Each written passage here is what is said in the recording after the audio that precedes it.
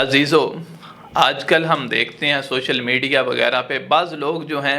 وہ صحابہ کرام رضوان اللہ علیہم اجمعین کی جماعت یا ان میں سے بعض شخصیات کے متعلق مختلف شکوک و شبہات پیدا کرنے کی کوشش کر رہے ہیں، لوگوں کو ان سے متنفر کرنے کی کوشش کر رہے ہیں، حالانکہ یہ وہ جماعت ہے جن کا احترام کرنا، جن کی عزت کرنا، یاد رکھے یہ ہمارا دین ہے، یہ ہمارا ایمان ہے۔ نبی علیہ السلام کے صحابہ جو ہیں وہ اپنی اولادوں کو سیدنا ابو بکر و عمر رضی اللہ عنہما کی محبت سکھایا کرتے تھے، اس کی تعلیم دیا کرتے تھے۔ اسی طرح جو تابعین ہیں نا، وہ اپنی اولادوں کو صحابہ سے محبت سکھایا کرتے تھے۔ وہ فرماتے ہیں ہم اپنے بچوں کو صحابہ سے محبت، ان کا احترام ایسے سکھاتے جیسے ہم انہیں قرآن کی کوئی سورت سکھاتے۔ یاد رکھیے امام طحاوی رحمہ اللہ نے لکھا ہے کہ صحابہ سے محبت جو ہے دین ہے، ایمان ہے، احسان ہے، یہ وحی کے سب سے پہلے مخاطب ہیں، انہی کے ذریعے